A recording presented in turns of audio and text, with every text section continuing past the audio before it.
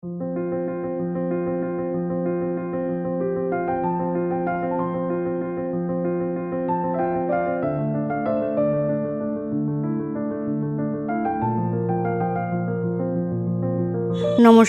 আমি অন্তি। আমার আরও একটি ব্লগে সবাইকে স্বাগত। আজ শুক্রবার। আজ সকালটা শুরু হলো ছেলেকে দিয়ে। ঘুম থেকে উঠেই দেখি ছেলে আরও আগে উঠে গেছে, উঠে আম নিয়ে আনন্দ করছে। ওই যে আম খেতে ভীষণ ভালোবাসে, ফল খেতে। তাই এত আম ফ্রিজে বাবা রেখে দিয়েছে। আর আমাদের গাছের আমগুলো না আগে থেকে পেরে না রাখলে পোকা হয়ে যায়, আম্রপলি আম তো। এই জন্য ফ্রিজ খুলেছে, বড় এত আম দেখে কী যে আনন্দ। সেখান থেকে একখানা আম হাতে নিয়েছে। আর এই সেই বন্দুকটা কিছুতেই হাত থেকে ছড়াতে পারছি না আমি। এই আসার পর থেকে যে এই বন্দুকটাকে ধরেছে, তো ধরেই আছে। যাই হোক, ছেলে যে ফল টল দেখে আনন্দ পায়, দেখেও ভালো লাগে যে অন্তত আর কিছু না খাক, ফলটা অন্তত খায়। আর আগের জায়গায় একটু একটু করে ফিরে আসছে। অসুস্থর কারণে তো খাচ্ছিল না, খাওয়া নাওয়া পুরো বন্ধ হয়ে গেছিলো। সেখান থেকে যে আস্তে আস্তে ফিরছে, এটাও অনেক। আর আমি একটু ভালোর পথে। আর আজকে যাব একটু ব্লাড দিতে। আমার একটু ব্লাড টেস্ট করার দিয়েছে ডাক্তারবাবু, সেটা করতে যাব আজকে। তার জন্য আমিও উঠে পড়েছি একটু সকাল সকালই আজকে। আর বরেরও ছুটি আজকে শুক্রবার ছুটি পড়তে একদিকে ভালো হয়েছে।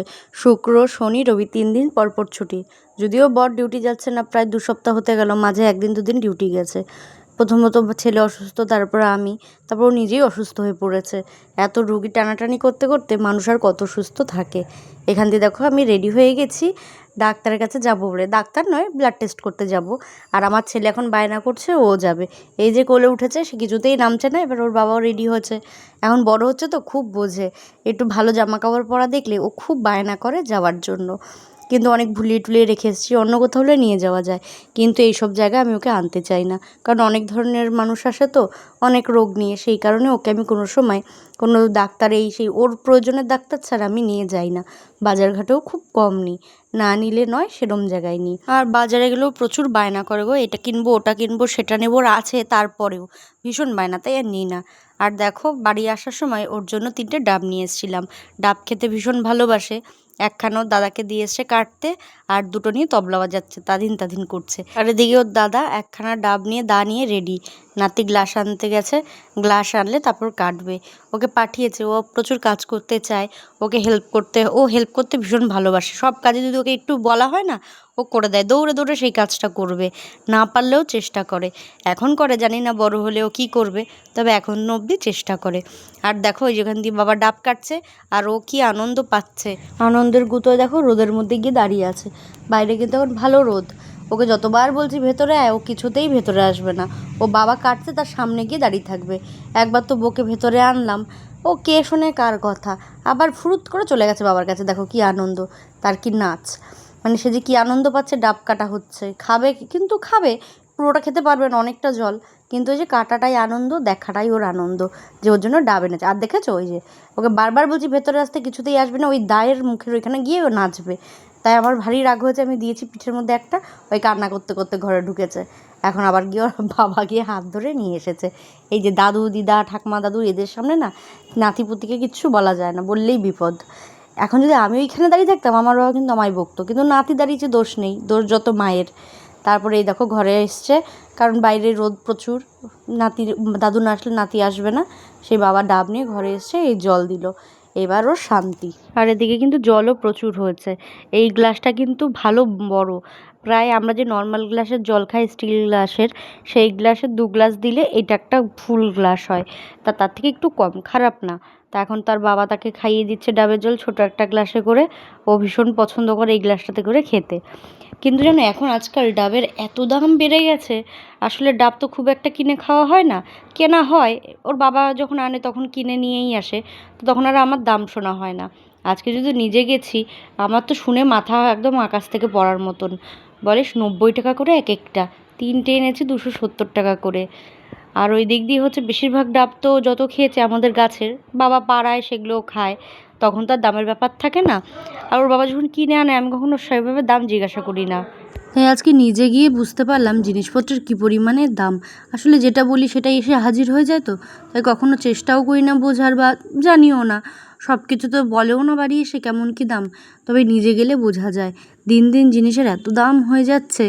আমাদের মতন মানুষ কম বেশি যাই পারি, কিনে কিছু হলেও তো খেতে পারি। কিন্তু যারা অসুস্থ রোগী, যাদের রেগুলার ডাব লাগে বা ফল লাগে, তারা কিভাবে কি করে আমি শুধু সেটাই ভাবছি এখন। মানে শুধু নিজেরটা ভাবলে তো হবে না, এখন ভাবলে সত্যি খারাপ লাগছে। যেসব রোগী বা বাচ্চাদের রোজই ডাব লাগে তাদের ঠিক কী অবস্থা। আর এদিক দিয়ে দেখো ঘন্টাখানিকের মধ্যে বাড়ি চলে এসেছি।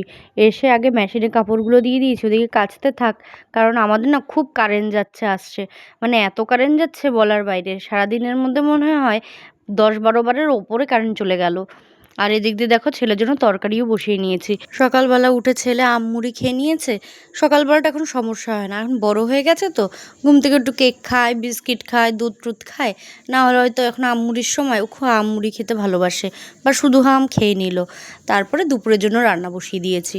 মা ভাত করে নিয়েছিল, সব কিছুই করে নিয়েছে সকালের জন্য। যেহেতু আমি না খেয়ে ব্লাড দিতে গেছিলাম, এসে খাবো বলে সবই রান্না ছিল। আর এখান দিয়ে ছেলের জন্য আমি তরকারি করে নিয়েছি, আর মা বসাচ্ছে এখন পোলাও। ওই ষষ্ঠীতে আসিনি সেই কারণে, একে তো শরীর ভালো নেই, না করা হয়েছিল যে এবার আর কিচ্ছু রান্নাবান্না করতে হবে না। মুখে ব্যথার কারণে খেতেও পারছি না, ভেতরে সেই ইনফেকশন হয়েছে বলে। তাও মা বাবার মন তো মানে না, যেহেতু জামাই খেতে ভালোবাসে, কিন্তু এখান দিয়ে বরেরও পেট ভালো না, তারপরেও রান্না করছে।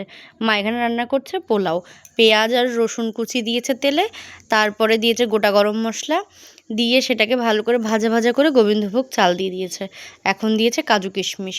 আর মা না একটুখানি গরুর দুধও দিয়েছিল, সেটা আমার আর ভিডিও করতে মনে নেই। দিলে কি হয় বলো তো, কিছুই না, পোলাওটা একটু সাদা সাদা, একটু টেস্ট তো অবশ্যই হয়, তবে একটু সাদা সাদা হয় সুন্দর। আর মা না খুব সুন্দর পোলাও রান্না করে।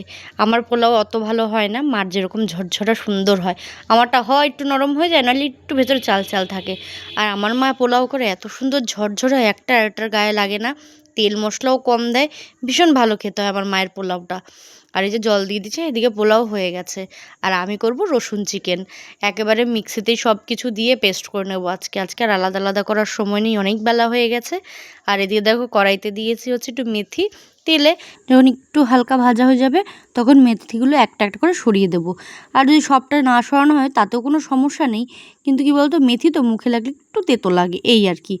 এরপরে ম্যারিনেট করা চিকেনটা দিয়ে দেবো। এর মধ্যে দিয়েছি টক দই, কাঁচা লঙ্কা আর অনেকটা পরিমাণে রসুন, আর নুন চিনি যেটা পরিমাণ মতন দেওয়ার সেটাই দিয়েছি। দিয়ে ভালো করে কষিয়ে নেব। এর মধ্যে আর কিচ্ছু দেওয়া নেই, এর মধ্যে অত ঝোলও হবে না, একটু হালকা গামাখা গ্রেভি হয় আর কি, পোলাও দিয়ে খেতে ভালোই লাগে। আর এই দেখো এটা হচ্ছে জার ধুয়ে একটু জল দিয়ে দিয়েছি, এটা সেদ্ধ হবে, কষানোও হয়ে যাবে। যেহেতু এর মধ্যে অনেক তেল মশলা কম, একটু জল না দিলে না নিচে লেগে যাবে। আমি তেল অনেক কম দিয়েছি। আর এখান দিয়ে দেখো এটা ফুটেও উঠেছে, এটাকে নিয়ে অত কিছু করার নেই, এটা আপনা আপনি হয়ে যাবে, কারণ এটাতে অত কোনো মশলার আর কিছু দেওয়ার নেই তো। এটা একটু সেদ্ধ হওয়া অবধি অপেক্ষা করতে হবে। ঠিক আছে, আজ তবে এইটুকুই থাক, দেখা হবে অন্য কোনো ভিডিওতে। ভালো থেকো, সুস্থ থেকো। আর ভিডিওটা ভালো লাগলে একটা লাইক আর সাবস্ক্রাইব করে দিও। ভালোবেসে এভাবেই পাশে থেকো।